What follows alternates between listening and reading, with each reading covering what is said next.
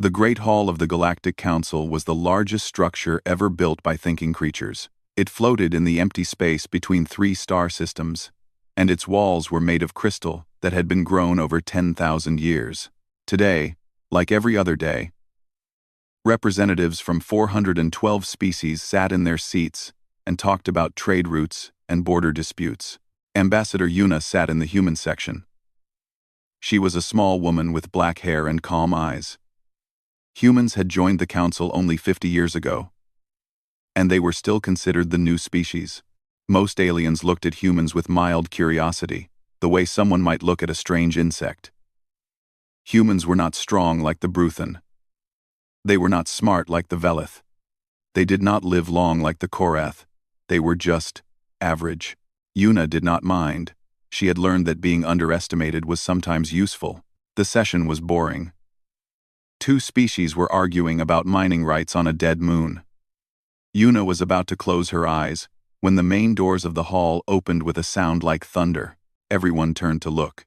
Three Velith archivists walked into the hall. The Velith were tall and thin, with skin like old paper and eyes that held thousands of years of knowledge. They were the keepers of all galactic history. They never attended council meetings. They never left their archives. For them to come here meant something very important had happened. The High Speaker, a large creature covered in blue scales, raised one of his four hands. Archivists, you honor us with your presence. What brings you to this chamber? The lead archivist was named Torath. He was old, even by Velith standards, and his voice sounded like dry leaves blowing in the wind. We have found something in the Forbidden Archives, something that concerns the species called humans. Yuna felt her heart beat faster. The Forbidden Archives held records from before the current galactic civilization, records from the time of the precursors, the ancient species that had ruled the galaxy millions of years ago before they vanished without explanation. What did you find? The High Speaker asked. Torath held up a small crystal. It was black and very old. This is a precursor data crystal. It was sealed with the highest level of protection. We have spent 300 years trying to open it. Yesterday, we finally succeeded. The hall was completely silent. The crystal contains the precursor classification for the planet called Earth, Torath continued. It contains their original name for the human species. Yuna stood up. If this concerns my species, I should be allowed to see it first. Torath looked at her with his ancient eyes. Ambassador, I think you should sit down. What we found, it changes everything we thought we knew about your kind. Show us, the High Speaker commanded. Torath placed the crystal on a pedestal in the center of the hall. Light shot up from it and formed words in the air. The words were in the precursor language, but translation appeared below them. The first line read, Classification, Extreme Threat, Do Not Approach. Murmurs spread through the hall. Yuna felt cold. The second line read, Species Origin, Third Planet of Sol System. The third line read, Precursor Designation, The Nightmare World. The hall erupted in chaos. Species that had been sitting calmly moments ago were now shouting and pointing at the human section. Guards moved toward Yuna with weapons raised. Wait! Yuna shouted. This must be a mistake. Humans are not a threat to anyone. We have been peaceful members of this council for 50 years. I one father Doc. 50 years. Torath raised his hand, and the hall grew quiet again. There is more. The crystal projected new words. Threat assessment. The creatures of the nightmare world do not know their own power. They are persistence predators who can chase prey for days without rest. They heal from wounds that would kill any other species. They can survive in temperatures that range from frozen to boiling. They consume poisons for pleasure. They bond with dangerous predators and call them pets. They modify their own bodies with metal and electricity. They do not fear death. They face it with something they call courage. Yuna read the words and felt strange. Everything the precursors had written was true. Humans did run marathons for fun. They did drink alcohol and eat spicy food. They did keep dogs and cats as companions. They did use pacemakers and artificial limbs, but these things seemed normal to her. Final note. The Nightmare World species is currently primitive. They have not yet developed space travel. By the time they do, this archive will be sealed. Future civilizations must not know about them. If the creatures of Earth ever leave their world, there will be no force in the galaxy that can stop them. We, the precursors, have made a decision. We will not be here when they arrive. It is better to disappear than to face what is coming. The hall was silent. Every alien was staring at Yuna. The precursors, Toreth said slowly, were the most advanced species to ever exist. They built wonders we still cannot understand. They ruled 1,000,000 worlds, and they were so afraid of humans that they chose to vanish rather than meet them. Yuna did not know what to say. She thought about her home, about her family, about all the ordinary people on Earth who had no idea they were considered monsters by an ancient civilization. "This is crazy," she said. "Humans are not dangerous. We came to the stars looking for friends, not enemies." A small creature from a species Yuna did not recognize spoke up. Its voice was shaking. "You drink poison. You bond with predators. You do not stop chasing until your prey is dead. And you think you are not dangerous?" Another voice called out.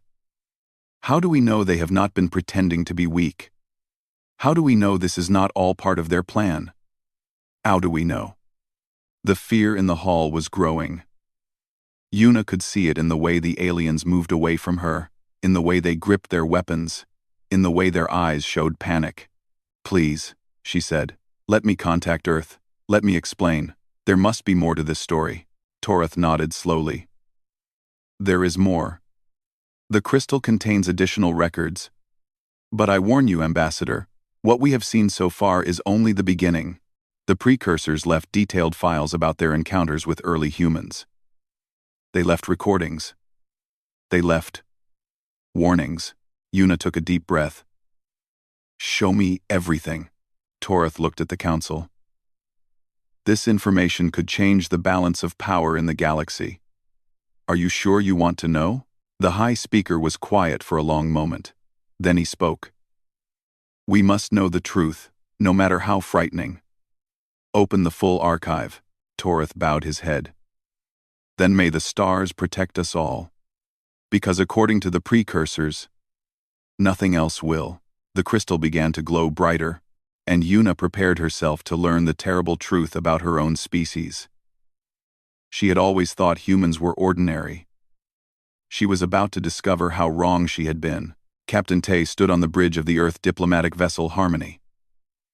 He was a tall man with broad shoulders and a face that had seen many difficult days. His ship was docked at the council station, and he had been watching the emergency broadcast from the Great Hall for the past hour. His first officer, a woman named Sue, stood beside him. Her face was pale. "Captain, are you seeing this?" "I am seeing it," Tay said quietly. "I am just not believing it." On the screen, Archivist Toreth was showing the council more records from the precursor crystal. The images were old and damaged, but they were clear enough to understand. The first recording showed a precursor research team on ancient Earth. The precursors were beautiful creatures with silver skin and 4 arms. They moved with grace and spoke with musical voices. They had come to study the primitive life forms on the 3rd planet of the Sol system. The recording showed them observing a group of early humans. These humans had no technology. They wore animal skins and carried wooden spears. The precursors watched from a safe distance, hidden by their advanced cloaking technology. Then something happened that changed everything. The humans spotted a large animal. Some kind of deer. The animal ran. The humans chased it. The precursors thought this would be a short chase. All predators they had ever studied would catch their prey quickly or give up. The humans did not give up.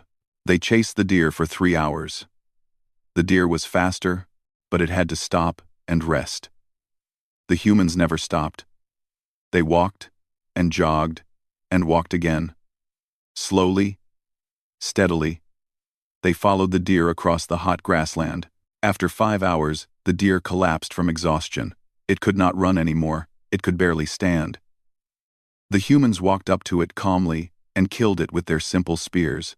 The precursor scientist recording this made a note that appeared on the screen. This is impossible. No predator should be able to do this. They do not chase fast. They do not have claws or fangs, but they simply do not stop. We have observed them chase prey for entire days. The prey always falls. The humans always win. Tay felt a chill run down his spine. He knew about persistence hunting. It was a fact of human evolution. But seeing it through alien eyes made it seem different. Made it seem terrifying. The next recording was worse. It showed a human who had been injured by a large predator.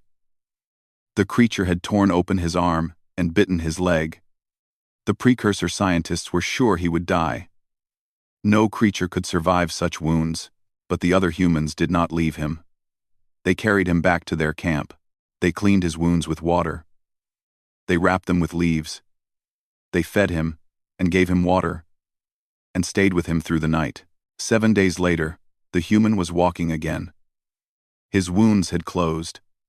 Pink new skin covered what had been open flesh. The precursors recorded this with growing fear. Regeneration observed, the note said. Wounds that would be fatal to any known species heal completely. Time to recovery. Days, not months. This species does not die easily. Tay looked at Sue. We do heal fast compared to other species. Do we not? Sue nodded slowly. I never thought about it. I broke my arm as a child. It healed in 6 weeks. But I have heard that some alien species take a year to heal from broken bones. Some never heal at all, Tay said. The recordings continued. They showed humans swimming in cold water that would kill other creatures in minutes. They showed humans eating plants that were poisonous to almost every other life form. They showed humans walking through rain and snow and burning sun, surviving conditions that should have destroyed them. Then came the recording that made the entire council hall scream. It showed a human village at night. A pack of wolves approached. The precursors expected the humans to run or hide. Wolves were dangerous predators with sharp teeth and powerful jaws. Instead, a young human walked toward the wolves. He carried meat in his hands. He sat down on the ground and waited. The wolves approached slowly. The largest wolf sniffed the meat, then sniffed the human. The precursor recording showed the wolf's heart rate and brain activity. It was afraid. It was being careful, but the human was not afraid at all. Over the following weeks, the precursors watched as the humans and wolves formed a bond. The wolves began to live with the humans. They hunted together. They slept near each other for warmth. They protected each other from danger. The precursors made a note. They have tamed apex predators. They do not fear creatures that should terrify them. Instead, they make these creatures their allies. We do not understand how this is possible. Back on the Harmony, Tay thought about his dog back on Earth. A German shepherd named Bomi. He had raised her from a puppy. She was his best friend. He had never thought about how strange that might seem to aliens. The final recording was a message directly from the Precursor High Council. A silver-skinned elder spoke to the camera with obvious fear in his voice. We have studied the creatures of the nightmare world for 200 years. We have learned many things. They are not the strongest species. They are not the fastest. They are not the most intelligent, but they have something no other species possesses. They have will. They do not stop. They do not surrender. They do not accept limits. When they want something, they chase it until they get it. When something hurts them, they heal and come back stronger. When they face predators, they turn those predators into friends. When they face nature, they bend nature to their will. We have calculated their future development. In time, they will create tools, then cities, then machines, then ships that cross the stars. Nothing we have seen suggests anything will stop them. We, the precursors, have ruled this galaxy for 10 million years. We have defeated every enemy. We have solved every problem. But we cannot defeat something that does not give up. We cannot solve a problem that refuses to be stopped. So we have made a decision. We will hide all knowledge of the nightmare world. We will seal these records. And we will leave this galaxy before the humans arrive. Perhaps they will be peaceful. Perhaps they will be kind. But we are not willing to take that chance. The risk is too great. If you are watching this recording, then the humans have reached the stars. Our warnings failed. Our seals were broken. And now you must face what we could not. May whatever gods you believe in protect you, because nothing else will. The recording ended. The council hall was in chaos. Species were screaming and running. Some were demanding that Earth be destroyed immediately. Others were calling for all humans to be arrested. On the Harmony, Captain Tay turned off the screen. He looked at his crew. They were all human. They all looked as shocked as he felt. "What do we do, Captain?" Sue asked. Tay was quiet for a long moment. Then he said, "We do what humans have always done. We do not run. We do not hide. We face the problem, and we find a solution." "But the entire galaxy thinks we are monsters now," Sue said. Tay nodded. "Then we show them we are not. We show them that everything the precursors feared about humans can also be used for good. We do not give up on our friends. We heal from our wounds and come back stronger. We turn enemies into allies." He stood up straight and looked at the stars through the viewport. "The precursors were afraid of us. Maybe they were right to be afraid. But they made one mistake. They assumed that just because we could be dangerous, we would be dangerous. They never considered that we might choose to be kind." Sue looked at him with hope in her eyes. "You think we can fix this?" "I think we have to try," Tay said. And humans never stopped trying. 3 days had passed since the Council discovered the precursor records. In that time, the galaxy had changed completely. Trade with Earth stopped. Human ships were banned from most star systems. Humans living on alien worlds were told to leave immediately. Ambassador Yuna had not slept. She had been trying to speak to anyone who would listen, but no one wanted to hear her. Every species was too afraid. Then she received a message from Earth. It was from Dr. Hana, a historian who worked at the Global Archives in Seoul. The message was short. "I found something. Come to Earth, immediately. Bring the Council archivists if you can." Yuna did not know how she convinced Torith to come with her. Perhaps it was because the Velith were curious by nature. Perhaps it was because Torith wanted to understand why the precursors had been so afraid. Whatever the reason, he agreed to travel to Earth with 2 other archivists. The trip took 4 days. When they arrived at Earth, Torith looked out the window of the ship and saw a blue and green world covered in clouds. It looked peaceful. It looked beautiful. "This is the nightmare world?" he asked. Yuna smiled sadly. "This is home." They landed in Seoul and took a vehicle to the Global Archives. Dr. Hana was waiting for them at the entrance. She was a young woman with short hair and glasses. Her eyes were bright with excitement. "Thank you for coming," she said. "Please, follow me. I have something incredible to show you." She led them deep into the archives, downstairs and through corridors that went far underground. Finally, they reached a room filled with ancient artifacts. Stone tools, old bones, cave paintings preserved behind glass. "This is our prehistoric collection," Hana explained. "Objects from before humans had writing. We have been studying these items for centuries. But last week, I found something we had missed." She pointed to a small stone tablet in a glass case. It was covered in strange symbols. Torith stepped closer. His eyes grew wide. "Those symbols. That is precursor writing." "Yes," Hana said. "The precursors visited Earth and left this tablet behind. We found it 100 years ago but never knew what it was. When I heard about the Council discovery, I remembered this artifact. I spent 3 days translating it." She handed Torith a document with her translation. He read it, and his thin hands began to shake. "This cannot be true," he whispered. "What does it say?" Yuna asked. Torith looked at her with eyes full of wonder and confusion. "It tells a different story. A story the Council records did not contain." He began to read out loud. "To the humans who find this message, we are sorry. We are the precursors. We came to your world 10,000 years ago, seeking help. Yes, We asked you for help. Not the other way around. A great enemy was coming. A species from another galaxy. Beings of pure destruction, who consumed everything in their path. They had already destroyed half of our empire.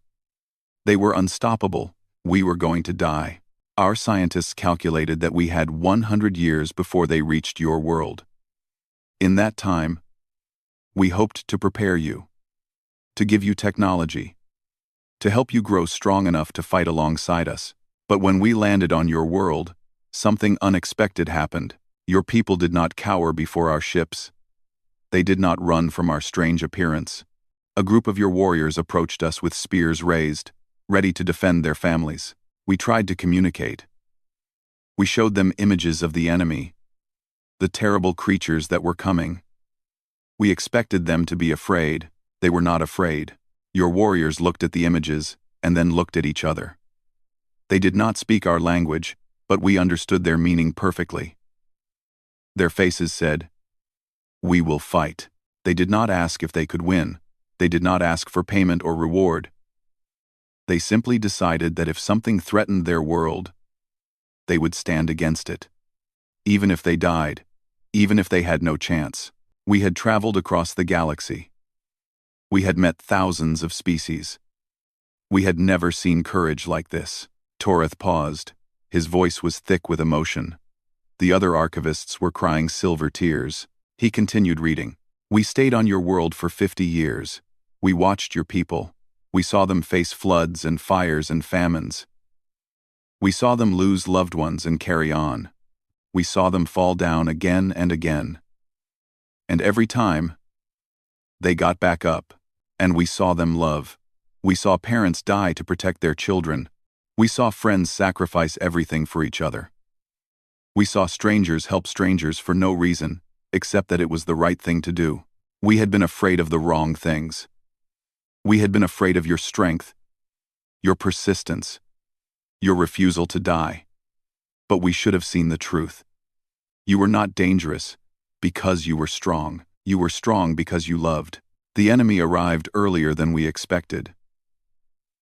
They came while your people were still primitive, still without technology, still unable to help us fight. But here is what happened, and why we are leaving this message. A small group of your warriors saw our ships battling in the sky.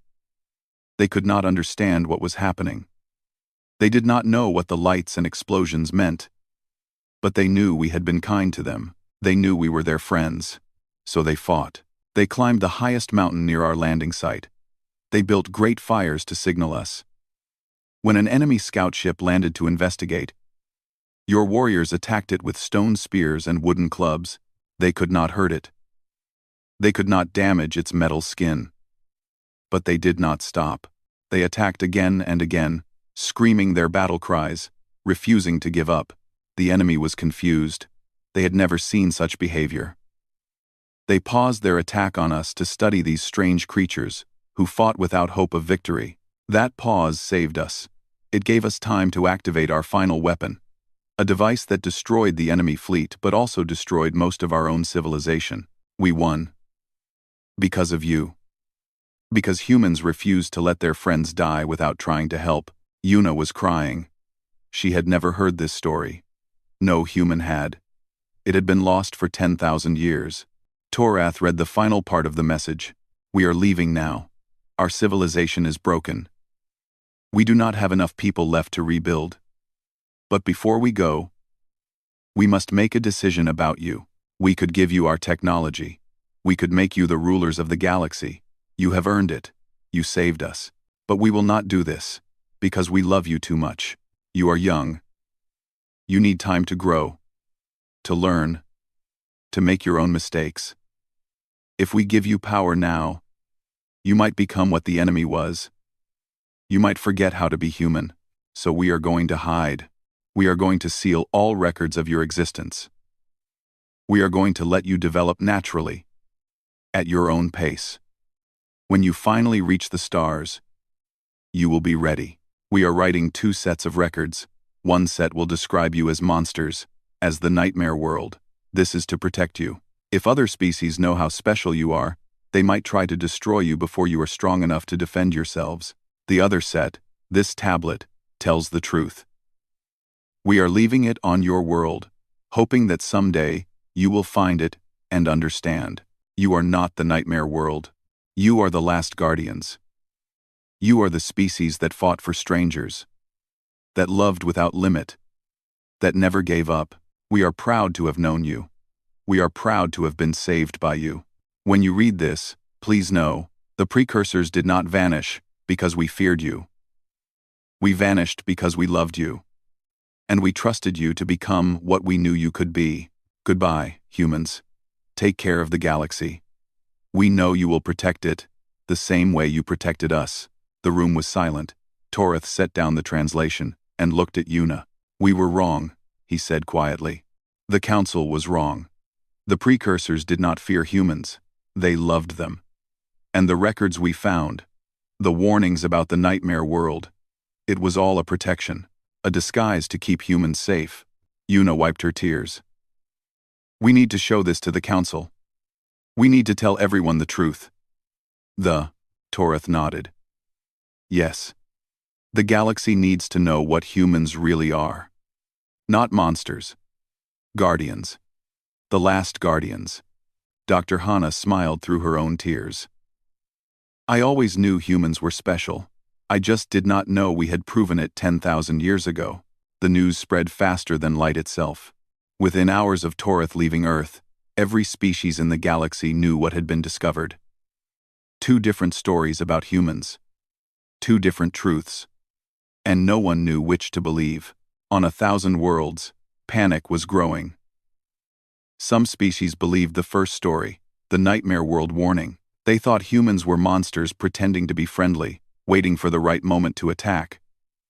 On these worlds, mobs burned human businesses. Human families were forced from their homes.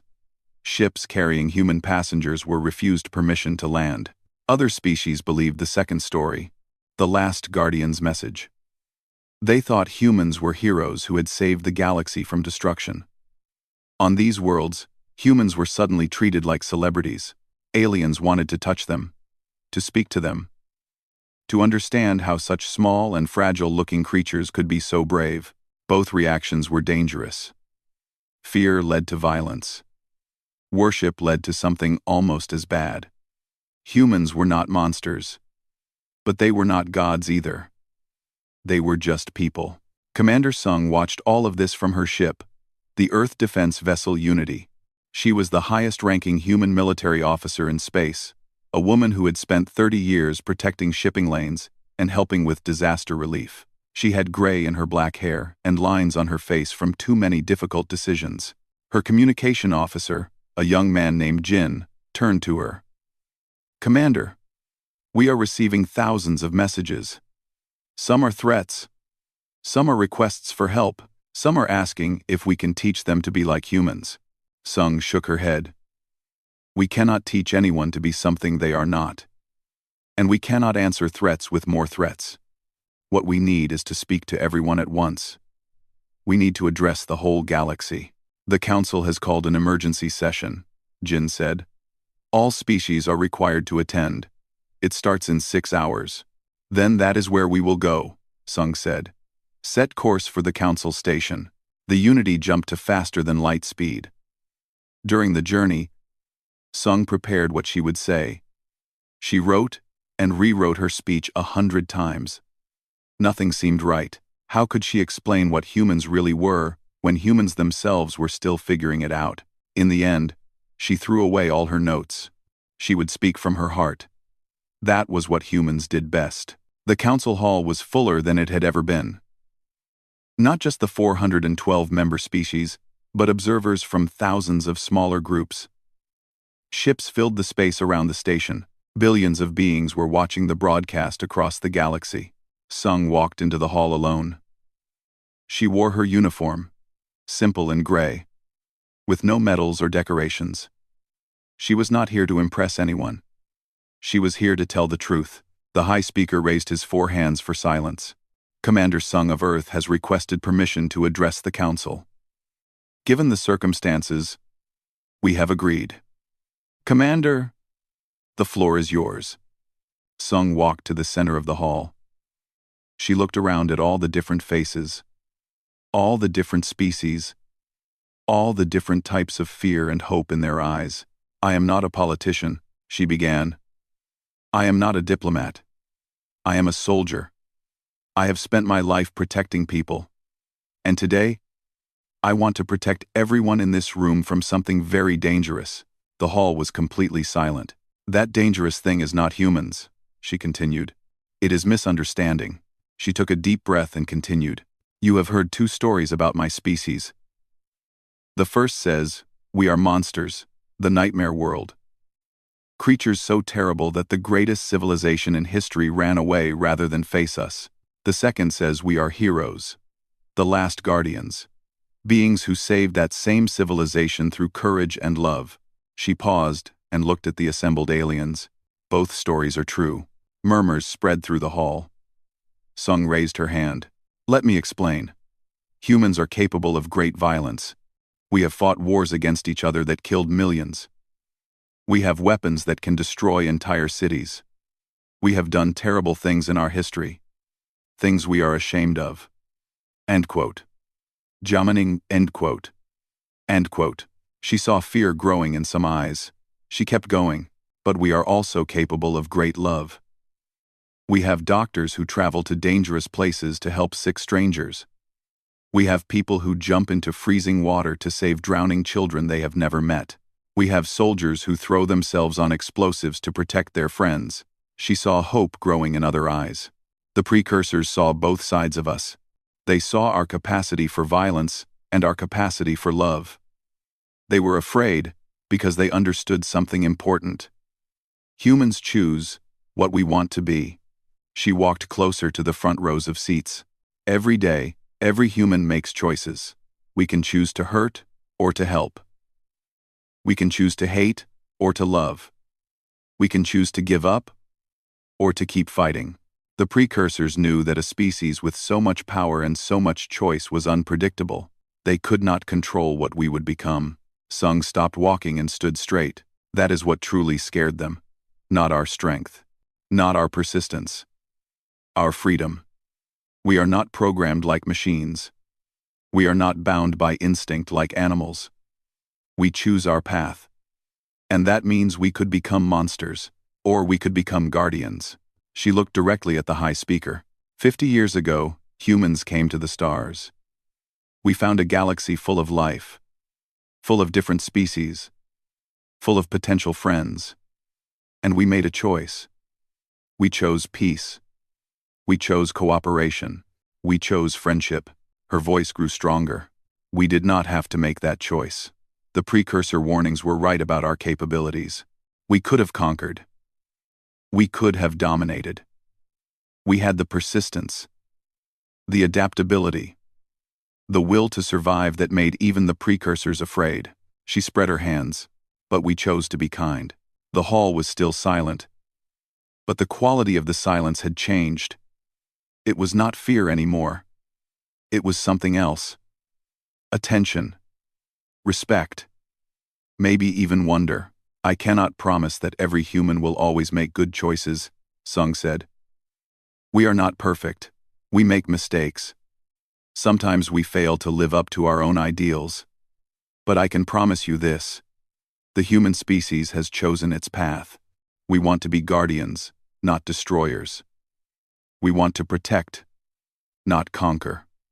We want friends, not subjects. She looked around the room one more time.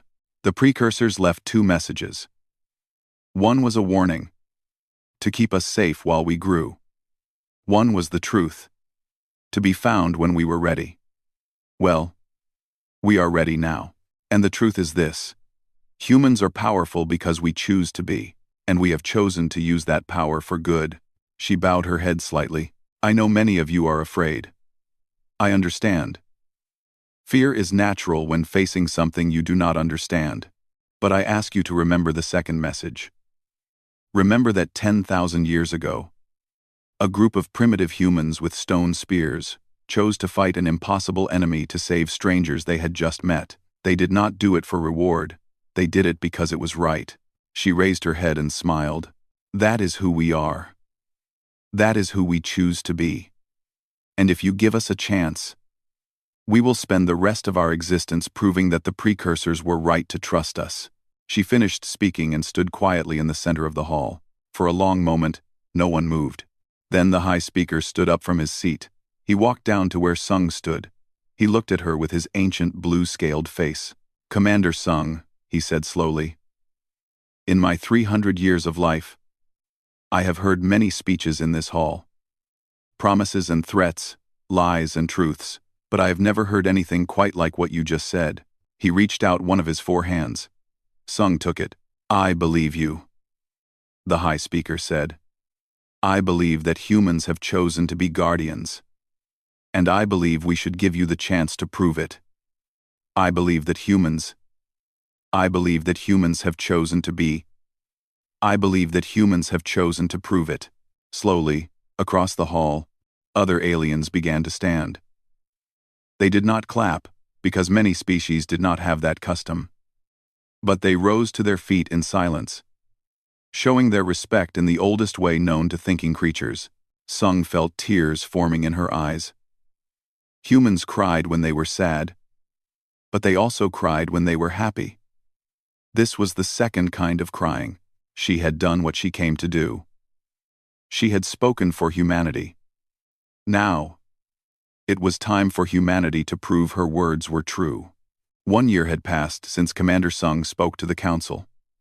In that time, the galaxy had changed more than it had in the previous 1,000 years. It started slowly.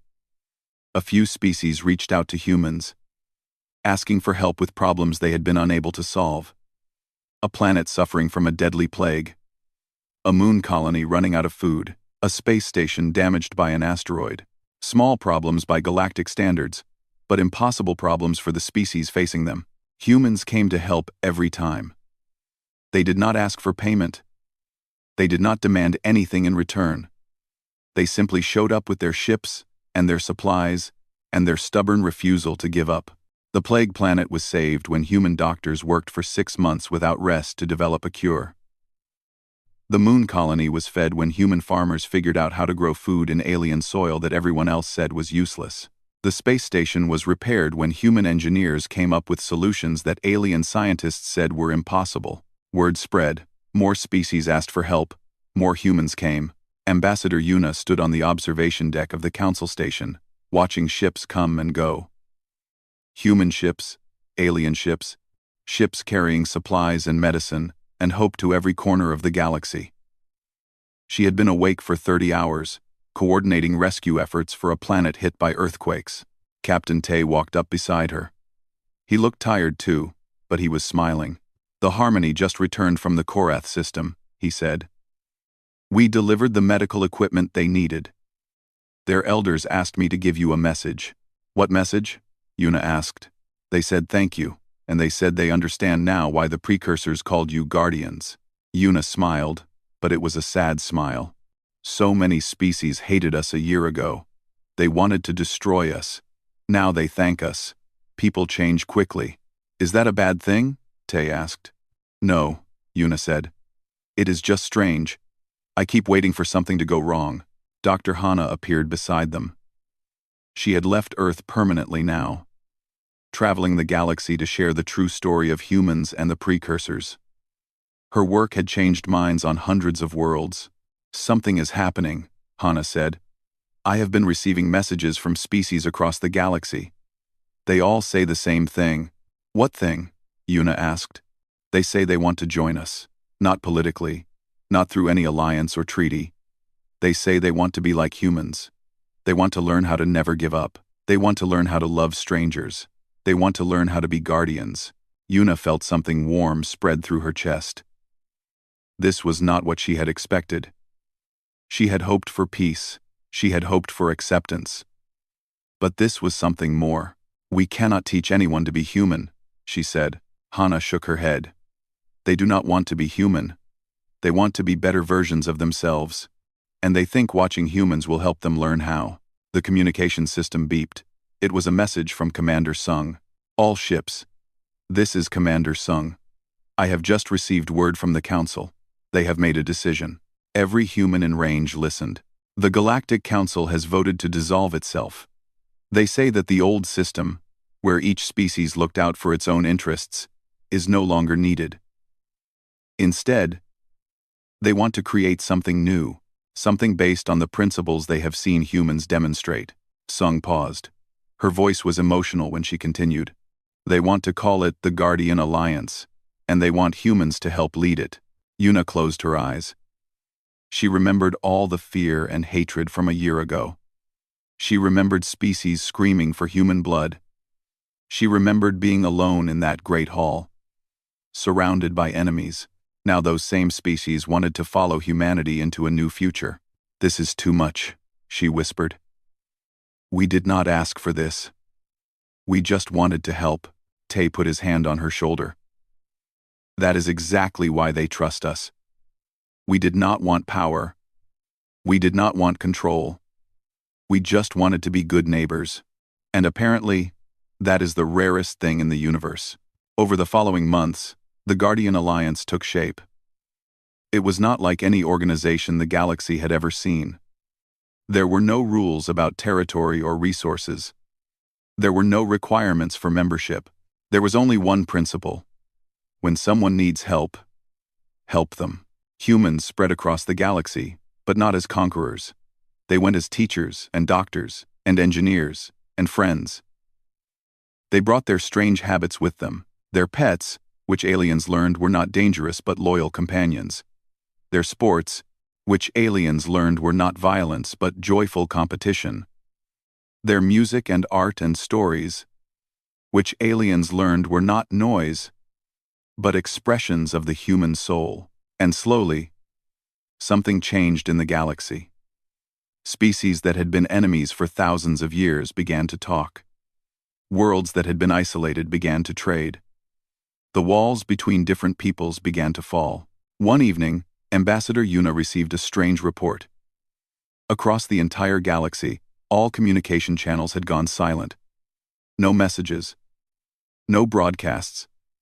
No signals of any kind. She felt a moment of fear. Had something gone wrong? Had the peace they built collapsed? Then she looked out the window of her ship and saw something that made her gasp. Every ship in sight had turned off their lights. Every station had gone dark. Across the entire visible sky, there was nothing but stars. Her communication system crackled. It was the High Speaker's voice. Ambassador Yuna, do not be alarmed. This silence is intentional. What is happening? Yuna asked. The galaxy is honoring you. Across every world, every station, every ship, every being with the ability to communicate has agreed to 1 minute of silence. 1 minute to remember what we almost lost. 1 minute to appreciate what we have gained. 1 minute to say thank you. Yuna felt tears running down her face. We call it the Guardian's silence, the High Speaker continued. It will be observed on this day every year, for as long as the galaxy exists. A minute to remember the species that chose to be kind when they could have chosen to conquer. A minute to honor the humans who saved us, not with weapons, but with love. For 60 seconds, the entire galaxy was quiet. Trillions of beings on billions of worlds all shared the same moment of peace. No fighting, no arguing, no conflict, just gratitude. When the silence ended and the lights came back on, Yuna looked at the stars with new eyes. She thought about her ancestors, the primitive humans who had fought impossible enemies with stone spears because their friends needed help. She thought about all the humans throughout history who had chosen kindness over cruelty, love over hate, hope over despair. They had not known they were building toward this moment. They had just been doing what felt right. And now, 10,000 years later, their choice had changed the galaxy. A message appeared on her screen. It was from a young alien child on a distant world. The translator converted it to English. Thank you for being guardians. I want to be like you when I grow up. Yuna smiled and wrote back. You do not need to be like us. Just be kind. Help others when they need it. Never give up on the people you love. That is all we do. And anyone can do that. She sent the message and looked back at the stars. Somewhere out there, the precursors had vanished long ago, trusting that humans would become what they hoped. They had been right. Humans were the last guardians. And now, they were not alone anymore. The galaxy had learned their lesson. The galaxy had chosen the same path. And together, humans and aliens alike would make sure that the silence they had shared would never be broken by war again. It was not a perfect ending. There would still be problems and conflicts and difficult days ahead. But for now, in this moment, the galaxy was at peace, and it had all started because one species, on one small blue world, had chosen to be kind. That was the real lesson of humanity. Not their strength or their persistence or their refusal to die. It was their choice. The choice to love instead of hate. The choice to help instead of harm. The choice to be guardians instead of monsters. The precursors had seen it 10,000 years ago. Now the entire galaxy saw it too, and the universe was better for it.